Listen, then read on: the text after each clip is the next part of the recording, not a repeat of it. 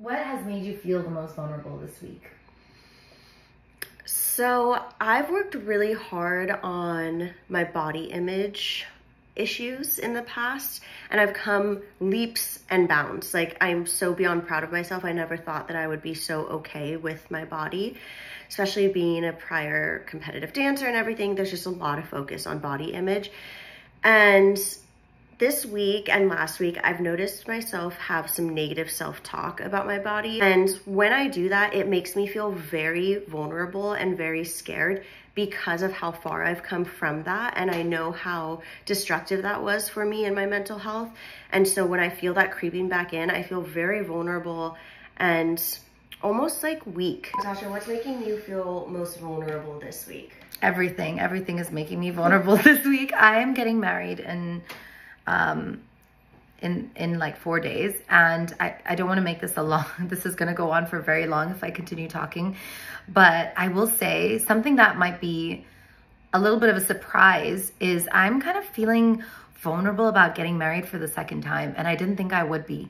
And the reason why is because I'm remembering that moment I walked down the aisle and I made that mistake, which turned out to be a blessing, but like that moment where I did that, and it's reminding me of the times, like, yes, there's stress about the decor and the this and the lighting and all that stuff, but what I'm truly nervous about is not who I'm marrying, because I love him so much and he's my partner and everything, but it's almost like it's the second time I'm doing it and people are seeing me do this for the second time, and it's really nerve-wracking. Like, it's me having to drop that level of, oh my God, are people judging me for this? I need to stop thinking about it, because at the end of the day, but it's a weird feeling that I can't describe that's within me, that I know every bride for the second time goes through it, where they're thinking like, I've done this before and I'm walking down this aisle for the second time.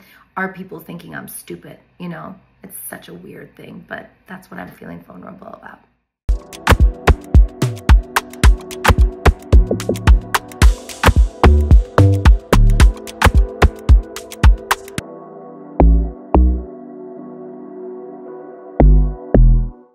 How are you?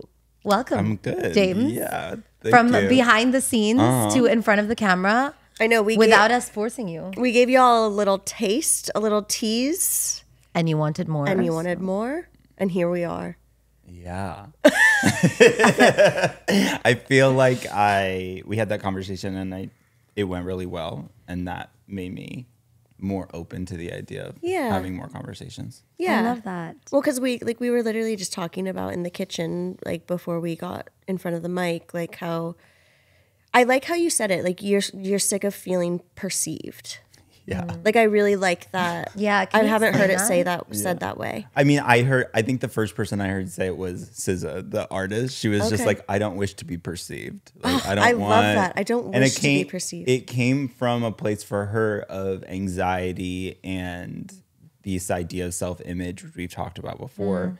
But for me, that's just where I'm at in my life. Is so much of our lives is broadcasted to everybody, every intimate moment, every highlight, and it almost creates a disconnect between the reality of yourself and a persona that you've created, whether you did it or not. And I think in our industry, it's super easy to create a character, a persona, and whether it's for self-preservation or self-protection, but or branding. Yes. And I increasingly am becoming opposed to the idea of like doing any of that. Yeah. So I love this for you. Have chosen to kind of like share less and less and be more protective and just be less present in the digital space. Yeah. Just because I've done it for so long, and it's not really self-serving anymore. And well, like I said, I'm like, unless you're getting paid, like unless it's part a requirement of your job, right? I don't like, or for me personally, like I don't think I would be on it anymore. Like I was telling you, if I hadn't become a beauty director at Sephora and I was just still managing our social platforms from behind the camera, I think I probably would have taken a big step back at this point. I mean, half of what we like to talk about on this podcast is digital boundaries because like the way it impacts mental health. And like I had a huge aha when I think it was around the same time that I was like setting up our TBM Instagram, and I was writing like the bio, and I realized the connection between like ego and like our Instagram brand. Like basically what we put out on Instagram is just a like a physical manifestation of our internal ego. Yeah. And our bio, what we list, That's like so true. Sephora Beauty Director, TBM host, mental health advocate, like that's all ego. Like that's not who I actually am. Yeah. That's what I do. Like, look at all these things. And And it's, you know, you have to sell yourself if that's part of your job and that's part of your role. And I think what sucks is like so many people have small companies now, and like they're, even for example, some of the vendors that we worked with that are your contacts from our launch event who were just so amazing, like Middle East Eats. And I was looking at them and I'm like, they are so good at what they do. The food is so incredible. They have such good energy. And their job is so difficult. Like there's manual labor. They're like, and on top of all that, they're supposed to be running an Instagram. Yeah. And like managing that and selling themselves. Like that's just become the norm. And I think that sucks so bad. Yeah. Like, do you know, this is exactly why I started doing all these events, is because I know that how hard it is as a brand founder. Okay, Ty. We have baby Ty on camera today. Ty, come here, come here, come here. Make your appearance. Come on, Ty. He's Baby. watching the door. It's just the mailman. So because I know how hard it is having a brand and doing all the content and like there's a billion things going on. So when I host these events at home, these Mingle More events, the reason why I do it is because I'm like, I can get them content or people can see their work and then they don't have to do all the filming and they love that. That's one thing they're always like, oh my gosh, this is so good because I don't have to worry about it. That's what we were saying. Like Natasha was stressing this morning that she feels like when she does collaborations with people that she just wants to be able to like pay them the full amount and then also boost them up and give them like all of the visibility. And I'm like, but you do offer a lot. Like if I were wanting to do a pop-up, I don't want to manage that as well. So that you're creating content for them. That's huge. Yeah. Thank you for saying that. I mean, it's something. It bothers me. I think that's my, what were we calling it? We were saying that it links back to issues that we kind of have with ourselves where we feel like, not that I'm not good enough, but I just feel like I don't want to take advantage of anyone else. I know. Or I feel like I don't deserve it almost. Yeah. Yeah. Because you don't see your value sometimes in the work that you're doing. And like sometimes imposter syndrome. And why the fuck would I not want to pay? I want to pay all my friends and their services but I'm also trying to build this business and do all these things for everyone at the same time. So it's like, I mean, the one thing I want to do is be able to support every other business around me because that's what my pain is as an entrepreneur. But you put a lot of pressure on yourself to do that whilst simultaneously juggling so much for yourself. You're only one person. Yeah. You can't be expected to uplift entire communities by yourself. And if you want to be that person that's like, you're so like you have it all checked out and then you can then do that. Yeah. You have to free up the space, the mental space. Yes. To be, I'm going to say selfish, but that's not the right word. Yeah. To be self-focused. Self-focused. Yeah, I like that. We should just make a word, self-full. Like why shouldn't we be full of love for ourselves? And, you know, even taking a break right now, our mini honeymoon, because my wedding is in 5 days. let's get to this. Can I be a bride for a second? My wedding is in 5 fucking days and I'm so excited about it. But I'm also just so stressed because there's so many malfunctions here and there. Like brides always get stressed about things. Well, you would know. Yeah, I know. Natasha's entire makeup artistry background is in Indian wedding makeup. Yeah. But this is another level because it's like a business. And that's the part where I'm like, I'm feeling guilty, but I shouldn't because I know that it's helping so many other people too at the same time. Like I know they're really excited to work and do these things, but it's just I get where you're coming from. Bro. It'll all be over in a week and it'll be a distant memory. Yeah. And the day of will go by so fast and none of it really matters in the end. Yeah. It's like everything matters and then nothing matters, you know? Yeah. Like I mean, I'm just in awe of your capacity. Yeah. I'm like always for as long as I've known you, I've been in awe of your capacity and your ability to do 3 million things at the same time. And also just women in general, like planning, whoever's planning the wedding in general, whoever chooses to plan a wedding on top of having a full-time job and a full-time life. Yeah. I'm like. It's a lot. It's a lot. You have to really want it. Yeah. I really want it. I really just want to be married to Akash now. But I'm also really excited because we are doing this show where we're not announcing it yet, but I think by this time that this episode is out, we would I'll figure out the live date with you. Yeah, but we're doing a show around the world. We're working with different tourism boards, and because I was in the wedding industry for so many years, I want to highlight all the people I've worked with. And I think the coolest part about these different destinations is the fact that you get to explore the culture and the city and this. It's like you get to include all of that into planning your Indian wedding. So where it's kind of like a tourism show plus reality TV with wedding and. Is this going to lead up to like your second ceremony? Because that's this ceremony Natasha's having this week is technically a civil ceremony. I used air quotes because it's like. It's my American wedding. It's like probably the biggest event like I would ever throw for myself. It's my American wedding, Akash That's fair. says. So it's like my dream walking down the aisle wearing a white gown, that whole vision, drinking champagne, trying on dresses with my friends. Like, I don't know why that's something I've always wanted as a kid. Fair enough. Maybe because I watched a lot of TV as a kid, right? Like movies. And you see that like father of the bride moment and all of that. So I'm like, I'm going to get that. Yeah. That's what I'm excited about. Okay. And then down the line, you're going to do more of a traditional Indian wedding. That Akash really wants to do. So this show that you're doing is basically going to like be showing this ceremony, but then the lead up to the big ceremony. Yes.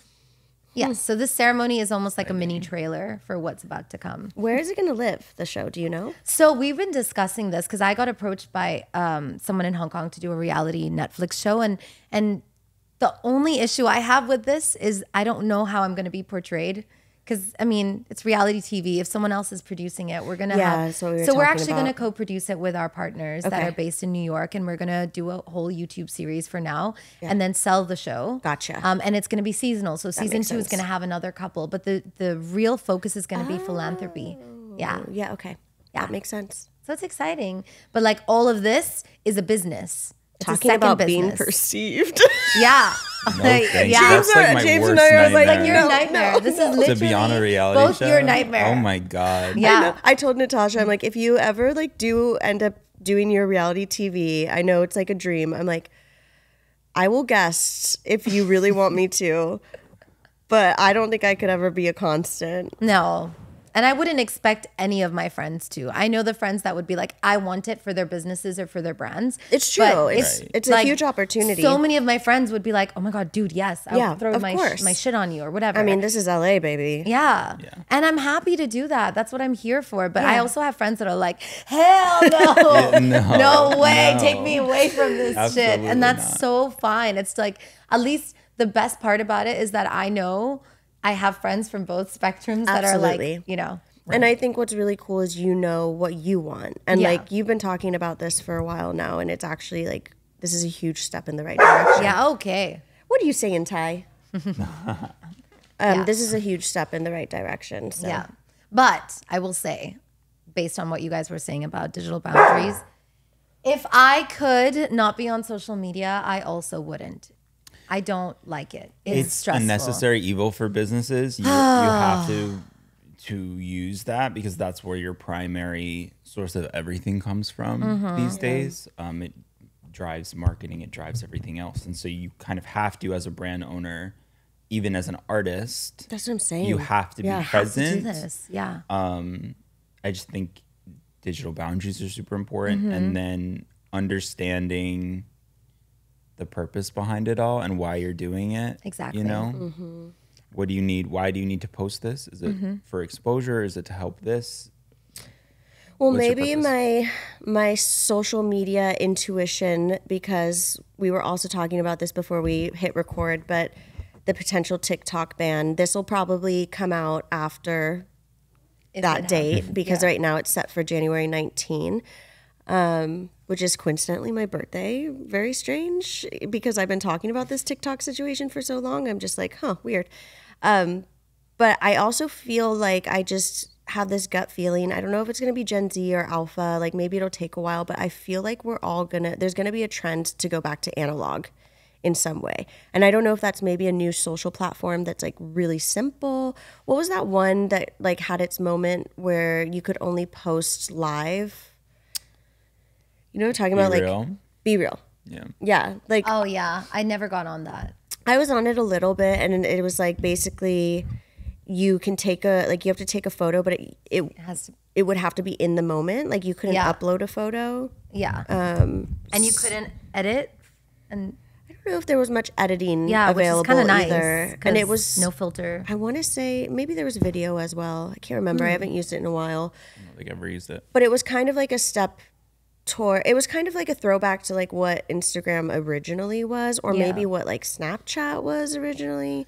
Yeah. But I could totally see until Snapchat became a dating app, basically. Yeah. Yeah. Is that what it is now? No. It's or just a like dirty where people send dick pics. Yeah. Yeah. I got off that. It was like, it was a lot, and random people just constantly sending you stuff. Yeah. I haven't used it probably in 10 years. But apparently, someone said that that's great to grow your platform. Dick pics? No. Yes, and no, that is well, great I've been to grow your doing platform. this wrong. Yeah, I know. Tell me about it. All this hard work. James, could we? Oh my God. Can we borrow you for a little bit? For a price? Oh my gosh. With your OnlyFans feet. Oh my gosh. I know. Notice I'm wearing socks today. I noticed. I definitely I think I promoted that post on our Instagram too. It was so cute. Well, it got really good performance. Yeah. And so I was like, let me see what happens if I promote this. And I don't think we got anything too creepy, but that's totally one of those things that like it could go the wrong way. Mm-hmm. Were you getting inspired to start your profile? Oh my gosh. All of a sudden I just like quit Sephora. I'm like, no, I'm just a foot model on OnlyFans. I mean, shit, God. No shade. No judgment. No shade. If you're doing that, like, get your go bags, for you. Sis. Yes. Like, whatever get your you bags. need to do, it's 2024. Respect. There are no rules. Yeah. You know, as long as you're not hurting someone else. Yeah. You know what? This is what life. I've loved about people so far. I think people I've met recently, they're all kind of on this wavelength where they're like, I don't give a shit what you do. Yeah. You want to do this? Do it. Like, do your thing. And we support you. And I like that. I think that's our generation. I think we grew up with parents that projected themselves and their ideals onto us. Mm-hmm. And so most of us spent our entire lives trying to live up to that, trying to replicate that. And then you get to a certain point in your life when you realize I'm not living my life, I'm living someone else's life, and I'm living someone else's value system. And then you that's when you dismantle everything and start to break down everything. And I think for our generation, it is a lot of, we don't care. Yeah. Whatever you want to be, why else would we have like all these pronouns for everybody and however on the spectrum you want to be in any circumstance, we don't care. Don't hurt anybody, be a kind person, be a nice person. Everything else comes out in the wash. One of my favorite things to say, and I use it all the time, is to each their own. I'm just literally with everything in life, to each their own. Like if you're not hurting someone else, like why do you care? Right. Exactly. Right. Like, why do you care? That's the whole thing. Yeah. I actually still get obviously surrounded by people that do care because being in the industry so much, there's a lot of people that are still and like culturally that. For you, I would imagine. Yeah. Oh my goodness. Because like, oh my goodness, there's a lot more tradition. I don't know if that's the right word, but like traditional perceptions that are still very. I'll just say, I don't know how much I can say, but I was recently doing a masterclass in a country. Don't tell anyone where I was recently, but I was in doing my more masterminds, you know. And my master classes are not just do makeup and leave. Because I feel like there's so many amazing makeup artists. That's not what's going to set me apart. What I know is connecting with people deeply, strangers, friends, whatever it may be. And so we whip out the no more cards. I talk about my journey. I talk about my divorce. I talk about finding love, and it's all cute. And every time I've done a masterclass, like I did one in India, and people were crying or they were touched, and they vibed with it so well.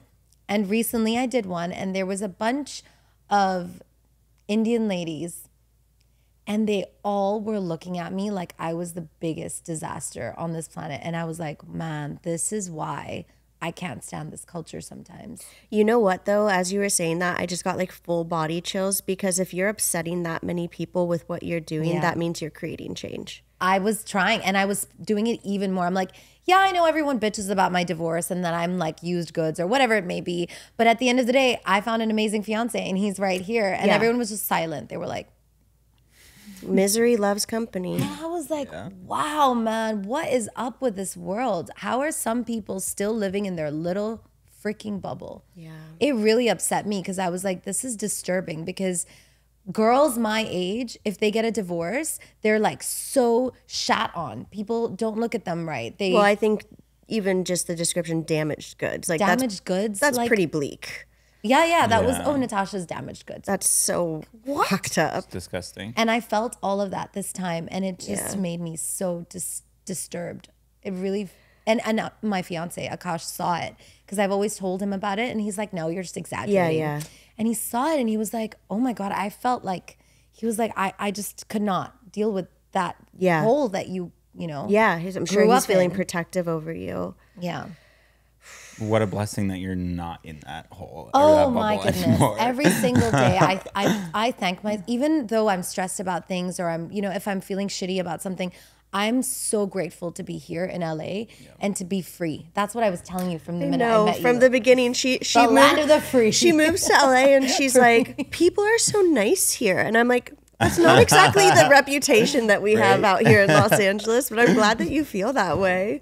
But there are very nice people. There's wonderful people. Yeah. I mean, my best friends live here, like amazing people, like everyone in this room right now, but like not always the best reputation. Yeah. And I don't mean to at all like diminish the feeling that would cause for you, and like the challenges that must have caused for you throughout the divorce, after the divorce, before the divorce, like everything. But I find it so empowering as a viewer of it. So I'm not telling you like, oh, you shouldn't feel those things still, because I think that's probably something that's going to just be pain in you for a long time. But like the way that you can transmute that and then empower people and be like, I know it still hurts, but like you keep going. Yeah. It's pretty fucking powerful. Thank you. And you're helping a lot of women and people who... I need that reminder sometimes because when I was there, I was like, I need to not do this. I'm just being like, when you're in a room full of people and they're all judging you. Have you ever been in a situation like that where they're just looking at you? Girl, I'm on stage. They look at you and they're like, wow. Come on, they're not. And I get that I also. see. Yes, I see exactly what you're saying. Like imagine when you're being criticized. You're being, and you're being criticized. It's a step over being perceived. They're laughing at you. Yeah, and it's not my mind, because before we're so critical of ourselves. When I go on stage, I'm always like, oh my God, do they think I'm stupid? Oh my God, do I?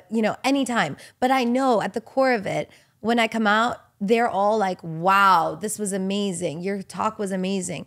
But in this situation, even when they did that, in that moment, I knew that I was being judged so badly. Yeah, you could feel the energy. And I could feel it. I was like, I just feel bad for the girls that don't have the power to do what I'm doing. But as Stephanie Germanotta would say, there can be 100 people in a room. 99 don't believe in you. If one believes in you. Yeah. That could be life-changing. That's true. Yeah. That is true. Like you were in this situation where everybody is judging you or mocking you, whether openly or internally, but you don't know if there's one person in the crowd that you're helping and that resonating, and you're making them feel just a little bit better about their situation. Maybe they're going through, or maybe they need the strength to make that push to get divorced or to leave a situation that's harmful. And they're surrounded by those same people every day that are telling them, no, that's bad, that's evil, that you can't do that, that's sinful.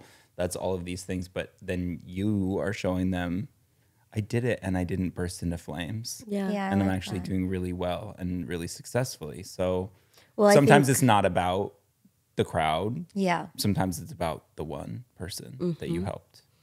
And I think if anyone can say that from a place of experience, it's you. I was just gonna get to that. Like a beautiful segue into James. I was like, you have every right and every experience to like back that. Just what you went through growing up religious and moving out of that space and then becoming a teacher and like really impacting, shaping the lives of these kids the best you could. I feel like I've lived 1,000 lifetimes. Yeah. I feel when I tell my story, I have to be careful because I can say things very candidly and say things very, sometimes in a joking manner. And I don't realize necessarily that not everybody understands that. And so I always try to tell people and explain to people that when I share things about my life, it almost feels as though I'm telling the story of a movie that I saw or like a book that I read, because I feel so far removed from all of that. Now that it's been, I mean, it's been 10 years now since everything kind of went down. But yeah, I grew up very religious, grew up in a very religious home, grappling with my identity when you're in that situation is very hard. You have two opposing ideals, right? You've got this idea that God doesn't make mistakes. That's just something that he doesn't know everything. He does everything right. But who you are is a mistake. And so if God doesn't make mistakes and also who you are is a mistake, those things can't exist simultaneously because they're two opposing truths. Right. And so you live that war inside of you. There's something if God made me and God doesn't make mistakes, but I am a mistake, what did I do wrong? Am I? Yeah. Right? Yeah. And so then I spent a very long time trying to be the perfect person, trying to do everything right, trying to do A, B, and C in order to win me favor with my parents, win me favor with the church, win me favor with God. And then you just get to a point where you can't do it anymore. And that's the point that I got to is I couldn't do it anymore. It was too much. Understandably. And restarted my life essentially from scratch. Restarted everything. And I think of it as a blessing in a lot of ways. Even though I made a lot of mistakes throughout the process, I think about it in terms of I did everything that you're supposed to do in a lifetime. Yeah. All of the milestones that you are expected to do to create happiness, to have happiness, I did it. Mm-hmm. And then I got to the end of that and I wasn't happy. Oof. And I wasn't fulfilled and I wasn't peaceful. And I realized this isn't even my life that I'm living. I'm living somebody else's life. Right. And so then I got to restart and start over and redefine what life means to me, what life is to me. And by God, I've not been perfect. And I've made a lot of mistakes in the last 10, 11 years. Your first time doing that. But how do you know how to navigate that situation? Yeah. I feel blessed that I was able to have that experience, and live through that, and then also restart and have a rebirth or a renaissance in my own life and my own journey, which is something that not a lot of people get. And so I'm thankful that everything happened the way that it did. Yeah. Even though I didn't deserve it. Like people who have trauma, you don't deserve your trauma. Yeah. The trauma didn't make you who you are today. That's one thing that I see a lot on social media is trauma made you who you are. I don't believe that. I believe that you made you who you are after you went through trauma. Mm-hmm. Yeah. Like you had a choice. Obviously trauma affects you, but trauma's trauma. I know you love our one-liners, and one of the ones I always like to use is trauma's not your fault, but it's your responsibility. Yeah, right. And by taking responsibility for your trauma and healing yourself, that's how you shape yourself, to your point. It's not the trauma that shaped you. It's the work you do on yourself to come out of that. Right. And how you heal. Looking at yourself and looking at all the wounds and looking at all the hurts and saying, I can hold on to this. I can let it become me, or I can use it to shape me into a better, more understanding, more empathetic person. How did you come out of it, though? What helped me come out of it? Therapy. My coming out situation, I won't go into detail. It was not a great situation. Were you in therapy before you left the church and everything? No, right after. Okay, gotcha. But how did you make yourself go to therapy? I got really sick and it was, I'm going to die if I don't do this. Mm-hmm. I lost, I think, like 85 pounds in the span of, I want to say 6 months. Wow. Oh my God. I was like maybe 130 soaking wet. Wow.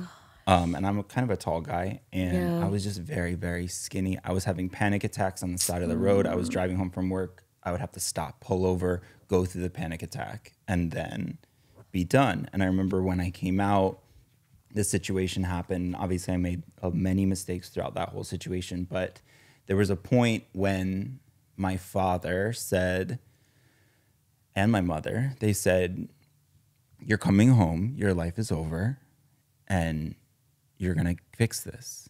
And I said, I remember on the phone with my mom saying, if I come home, I'm going to die. Like, I'm not going to survive. And so I think that was the moment that I realized, like, I have to live in this. I can't do this anymore. It's exhausting. I've masked my entire life. I've put on a persona my entire life. I just can't anymore. It's either this or I die. And so then when all that happened, I lost everything. I lost my job. I lost the place I was living. I lost my family. I deleted all my social media because people were saying horrific things on my social media. And I basically restarted everything. And I think in those moments where I was like, I have nobody, I have nothing, I need to figure it out, that's when therapy stepped in and helped. And I was lucky to have very good therapists. And throughout that whole situation, and after it all happened, like after the cascade of events, even though I had nothing and I was essentially homeless, where were you living? I was still happy. I was happy to just be myself that for is once. Powerful. And I think that has helped me too think about happiness in a different way. Yeah. It's not about money. It's not about what you have. It's not about who you are to other people. It's what makes you feel the best inside. Yeah. I was just staying with friends. I met some friends, and then pretty quickly on, I got into a really not good relationship. But I was basically a child, newborn, and I didn't know anything. And so I had somebody that kind of like showed me the ropes of everything, and not in a good way. That can be dangerous. Yeah. So very, very dangerous, very not a good situation. I did a lot of things that I shouldn't have done, but all a learning experience. Yeah. And I will say just sometimes I don't know how I found the strength to be like, I can do this, but I just think there was a moment. It's like those watershed moments, or those moments, those pivotal pieces in your life where it's like lightning strikes and you're like, this is a crossroad. I have to do something. Right. Yeah. Or else nothing's going to change. Well, and like as human beings, I feel like we are instinctually wired for self-preservation of life. Like when it comes to death, we can do wild things, in order to stay alive. Like certain things come out of us, or, that you hear these stories of like all of a sudden someone gets like superpower to like lift something off themselves when they're like in a dangerous situation or whatever it is. And that's literally what happens when you deny your true self for that long, like these physical manifestations of losing 80 something pounds, and like you were literally going to die. Yeah. And I think there's something in us as human beings that like, even if you don't love yourself in those moments, because you certainly were never taught to, like instincts kick in something to stay alive, some sort of they say the body keeps the score, right? And so when you're going through things mentally, they manifest themselves physically in your body. And I think that's probably true, where you get to a point where your body's like, this has to change, or else what? Or else you're gone. Yeah. Do you have any advice for people who are going through that situation where they're like, I need to get out of this and I can't? I know within my culture, there's a lot of young boys who are so scared because not just because of religion, but just cultural. I will say, first and foremost, your safety is your priority. And so do what you need to do to keep yourself safe. I would never suggest that a little boy or a little girl come out in a dangerous situation. Right. especially when you're so young and so impressionable, and also you can end up in a horrible situation. Find the strength to do it, right? Find the strength to live your truth however you have to, and wait for the right time. Plan, prepare, get ready. I wish that I had planned, prepared, got ready. I wish that I knew everything going into this, what was happening, but I didn't have a plan. I wasn't prepared, and I ended up in terrible situations because of it. So... But it also made you the person that you are today. Yeah, right. Like you're a phenomenal human being, and you're so successful, and you're doing so well for yourself, and you're so empathetic. So I feel like the qualities that you have are very rare in most people that I meet. And maybe it is also just the shit you've been through. Yeah. Right? I wish that sometimes I wouldn't have been so destructive in getting to the place where I needed to be. I think I've made on that. Like, what do you mean destructive? I think I made a lot of mistakes, and I think I hurt a lot of people in coming into my own, in trying new things, in trying to become a person, in trying to dismantle decades of religious experience. Yeah. I think that I made a lot of decisions that hurt people around me and affected people around me. And now looking back on those situations, I think like I could have been less destructive. Yeah. I'm just like shook at whenever we talk about your prior lives. if that's an okay way to describe it. That's a way I would describe it. Little cat, 7 lives or more. I can't even 9 lives. It's hard to even imagine. Because this is just so authentically who you are to me. Like I would never even. Yeah. But that's what is so powerful and an incredible message for everyone is like you have no idea what someone has been through. Yeah. Someone like James can come in and be like so sweet, so professional, so on top of everything, like just a fantastic person because you are. Yeah. And you wouldn't know what's going on behind the scenes or like what they're holding. And you've done a lot of the work. I know you're not always holding it, but like just a good message for everyone always is like. I think I've released a lot of the hurt that comes with it. I think the only time that things come up is relationally sometimes, right? Triggers. And when that happens, I have moments and I'm like, oh, wow, I didn't realize that this was going to affect me in this way. Yeah. You know? Mm-hmm. But I'm able to process those and process through those and move past them. I would say on a daily basis, I don't think about all of these things. Yeah. I think about work. I think about all the stuff that I have to do. Yeah. But yeah, it does feel like a million lifetimes. It feels like not me anymore. And everybody always says, you should write a book. You should do this. You should do this. And I'm always like, you don't want to be perceived. I'm good. It's not your responsibility to be perceived. I don't do that anymore. But that's so peaceful. Yeah. That's so I think peaceful. At this point in my life, I'm 35. I prioritize peace over everything. I love that. And that took me a long time to get to. Very much a people pleaser, obviously. Mm-hmm. Very much. We all find each other, the people pleasers. Like, let me do. Like, I always say, the quote that comes to mind is, whatever you need. And that's how I've always operated. And I think at this point in my life, that's not at the forefront of my mind. It's whatever you need. It's what is my peace. And for some times, or for some people, it can affect them negatively just because like I don't have the capacity to do this. Mm-hmm. I don't have the capacity to live this way or attend your event. But I tell you all the time, right? Don't come. You completely understand. Even my wedding, I'm like, don't come if you don't want to. But come. Yes, of course I'm gonna come. But yeah, it's just everything happens.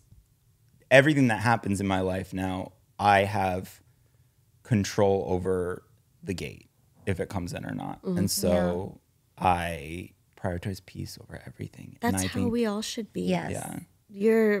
I'm like sitting here like, yes, I want to rub on me. Like I want to be more of that. And I think there's power in being an advocate, and there's power in speaking out, and there's power in being visible.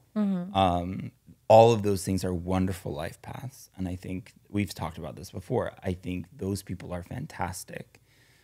Not everybody is built like that. Yeah. And it's not everyone's responsibility. It's not everyone's responsibility. And if that's your calling in life and that's what you feel so inclined to do, more power to you. Do it. I support it. I love you. I will cheer you on from the background, from sitting over there. You know, I don't want to be perceived. I don't want to be the spokesperson. I don't want to be the head. I don't want to be the face of anything. Respect. Right.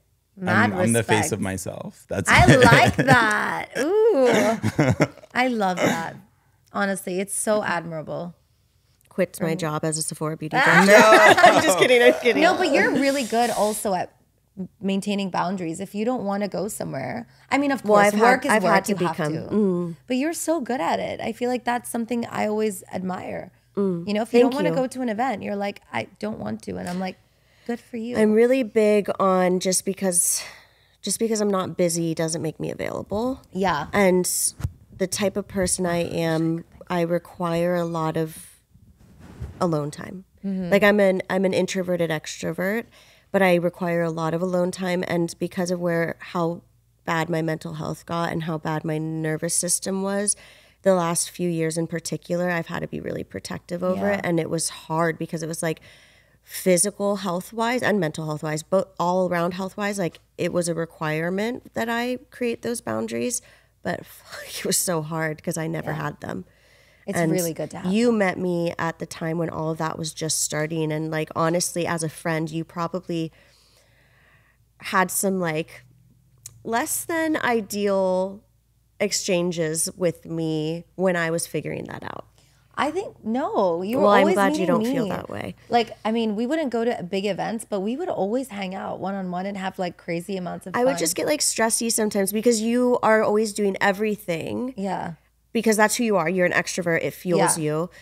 And you would be so enthusiastic about wanting me to come. And as like a people pleaser in recovery and like being new to boundaries, I felt like I would get like stressy. And I was like, God, I hope she doesn't think that I would. And I know you don't. I was but like, in the moment, you know, like you were kind of you, and then starting this business together too. You've been a test dummy for some of my personal development that's been changing in a very positive way. So I appreciate you. No, I appreciate that. In fact, for me as well, I'm like, I wish I could say no to certain things.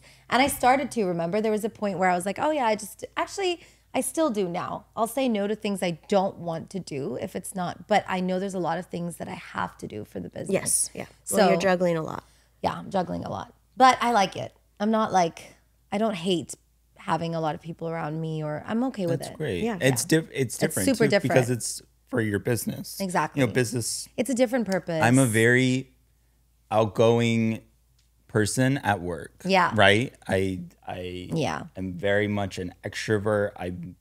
And then when I'm done, see, that's She's me like too. That. I You take guys are that the mask same. off and I say, let me. You hand me a microphone and tell me to go on a panel on stage, and I can turn it on. And then as soon as I get home, I'm like, give me my cats, give me my blanket, give me Netflix, like. Yeah, and that's self-preservation. That's self-protection. Speaking about that, that's, you know, creating that wall between your public persona and your personal persona.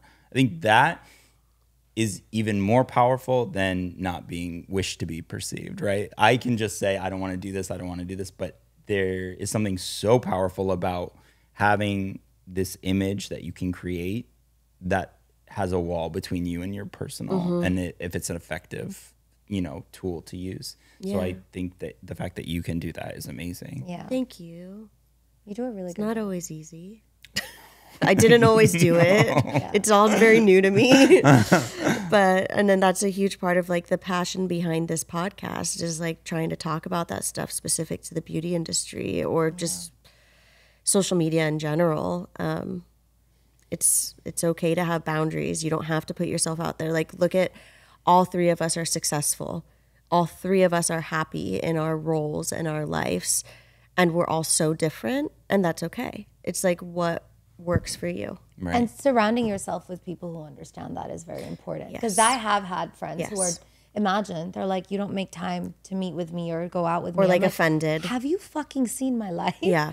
And they get so offended to the point where they go batshit crazy. It's insane. And I'm like, are you kidding me? And I would never do that to either of you. I don't think I ever have forced you to come to, maybe in the beginning, like, no, but you weren't forcing me. You were just enthusiastic. Like you wanted me to come have fun, and I wasn't direct in communication about what I needed because I was figuring that out. So that wasn't on you. But now I know, I'm like, no, go home. Yeah, exactly. Even at our parties, I'm like, girl, go home. Yeah. It's also exhausting to have to explain to somebody multiple times that we don't have the same schedules. We don't have the same lifestyle. And so, no, I cannot be with you all the time. No, I cannot see you all the time. That's just not life. We're not in college anymore. We're not in our early 20s anymore. Yeah. We all have our own lives, and you need to be okay with living your life, and I live my life. And when we get together, we get together. It's wonderful. But some people are just a little more needy, and I think it comes from a lack of self-awareness where they're like, why? Well, he has this time. Why isn't he spending this time with me? Or she has this time. Because you're not busy doesn't mean you're available. Right. Yeah. Absolutely. Just because I'm not actively doing something does not mean that I want to, do anything. I have to in my schedule, I have to intentionally, especially when I'm in Nashville for a while and then I come back to LA and I'm here for a week or two, I have to schedule my self-care time. And self-care is not actively doing things for myself all the time. Sometimes it's literally just having a day that I'm not doing anything. And at first, when I was doing the moving back and forth, I was not doing that, and I was going to lose my shit. And it's now I have to really be intentional about it, and my life is so much better because of it. And if anyone that's in my life can't understand that, then they can't understand what is healthy for me. Yeah. Then that's, maybe we're not the right people for each other. Right. Yeah. And that's okay too. Yeah. There's different circles, Yeah. They're different life in phases. This circle, they're in this circle, and that's fine. And if it makes them upset. Yeah. Peace out. Sally. I feel like I've been 85 since I was 12. And I kind of get that vibe from you as well. Yeah, you're both grandparents, and it's so cute. I love being home. I love doing nothing. I fought it though for so long. I was wait, this isn't how I'm supposed to be. This isn't, Really? Oh yeah, I fought it for so long. You thought it was wrong to be like that initially? Well, it's it's really easy to get caught, pre my healing journey, for lack of a very cheesy way of explaining it, pre my mental health rock bottom and all that, before the pandemic, I was living very back to back to back. I would be in the studio first thing in the morning before the sun came up, was there until the sun went down. Afterwards, sometimes I would go to a class or drinks or dinner with someone, get home, go to sleep, do it again. There was no time for me. No, none. And I felt like that was not only normal and what you were supposed to do, but it was also a great way to escape everything that I had suppressed and not processed. Because as long as you're keeping busy, you don't have to deal with the way you feel. You're distracted. You're just adding more layers on top of it until those layers become so heavy that it brings you to your knees, which is what happened to me. Yeah. And then I had to start peeling all of those layers off. Yeah. And thank God I did. Right. Because my life is a lot better now, and I'm a lot happier and healthier, and I understand myself more. And I mean, if we didn't go through those experiences, if you don't go through the valleys, then you don't ever grow. Yeah, that's true. And just basic biology, adapt or die, right? Yeah. So figure it out when you go through circumstances, when you hit a wall, that's time to turn around, or it's time to break down the wall and figure it out. That's a big thing that I think I hear a lot of conversation, and I agree with, in the wellness industry, even just memes on social media about mental health and stuff, because, that is my algorithm. There's this concept of toxic positivity and just trying to be happy all the time. And I think maybe we've talked about this once on the podcast. We need a new word for happy. It's flow or ease. You're not supposed to feel happy all the time. Right. A huge part of life is feeling all of the emotions, the full spectrum, and that's what like creates growth. But I think our society and maybe a little bit the wellness industry too can make you feel like if you do the work, you'll just be happy all the time. Yeah. I mean, you can do the work until you have no more work to do. You're not going to be happy all the time. Yeah. Period. Mm. Yeah. I think one thing that helps is making a distinction between happiness and joy, right? Mm-hmm. Happiness is a feeling based off of feelings, and joy is a feeling based off of fact. Mm-hmm. And so you can have a bad day and you can still have joy in your life because you're grateful, you're peaceful, you're all of these things. So even if you're going through a bad time, you don't always have to be happy. Yeah. So like prioritizing joy and saying like, I can still choose to have great moments even in hard times because of where my life is and because of who I am and because of who I'm surrounded with. Even if it's 3 p.m. on a Tuesday and I want to fucking kill myself, like I still have joy even though I'm having a bad day. I love how you put that. Yeah. Yeah. That's a great way of putting it. Yeah. I definitely have joy. Yeah. During my like shitty ass fucking crazy times. Because there's always something to hold on to. Yeah. I always go back to thinking like, what do you do? Do you live in LA? Are you kidding me? Like, what do you have a podcast? What? You practice perspective very well. I really try and tell myself this, and it's not toxic positivity, but it's just reminding myself. There's a fine line, like of course, like staying positive helps. Yeah. And there's a fine line between that and I guess what would be real. Toxic. I don't even know if like that's the right terminology or whatever, but But the reminders I think are very helpful in those low moments. It's all about remembering your purpose. What is my purpose here on this earth? What is my purpose today? Mm-hmm. It's very easy to get caught in the flow of life. And like every day you wake up and you do this and you do this and you do this. But reframing in your mind, when you wake up, what is my purpose today? What are my intentions today? How do I want to help people today? How do I want to succeed in my personal life today? Not every day is going to be like that. Yeah. But most days you need to understand or at least have some sort of grounding of what is your purpose in life? What is your mission? What are you trying to do? And it doesn't have to be some like grandiose thing. It can be, I just want to be happy. I know. I once had a healer tell me, "Oh, you need to like meditate like 2 hours a day every day." I'm just like, where's my time? My ADD would not do that. Number one. Also, who has 2 hours in the day? Exactly. Like 2 hours. I can't even. I mean, that might be true. Maybe down the line in my life, that is like what I'm. That's something you would like to do. I mean, I think it might have been tied to like clairvoyance and stuff like that. But nonetheless, I totally.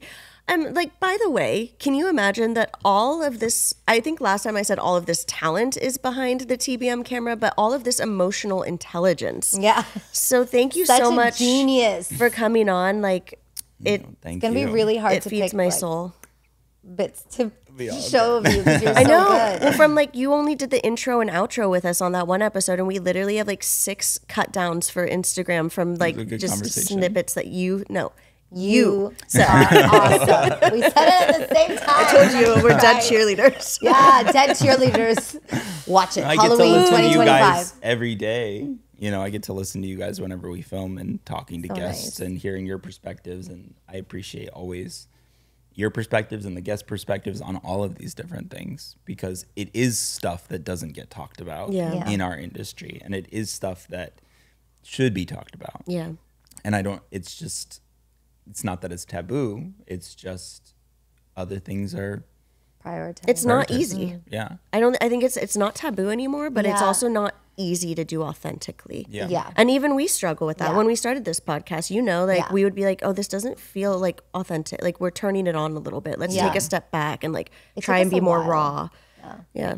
So, I mean, I just like your energy, you're invaluable to us, your energy here and the wealth of intelligence that you have emotionally really does translate from behind the camera and on the camera. And so thank you. I appreciate that. Yeah. Yes, thank you for inspiring so many people and being so beautiful from the inside and out. And no one's allowed to perceive. No. I do not wish to be perceived. Do not perceive me. Do not find me on socials. Forget his name. Should we? Even your name. should we film our little confessional? Would you want to do the confession? You don't have to. No. Okay, that's totally fine. We'll do it. That's trauma. Love it. A little too much. Practice more boundaries. Like, please bring it on. Yeah. It's. I need more of an example. Me too. All right. Well, thanks for joining us. Yeah. Thank you. This was great. Looking forward to seeing it. And we'll see you all next time. See you. Bye. Bye.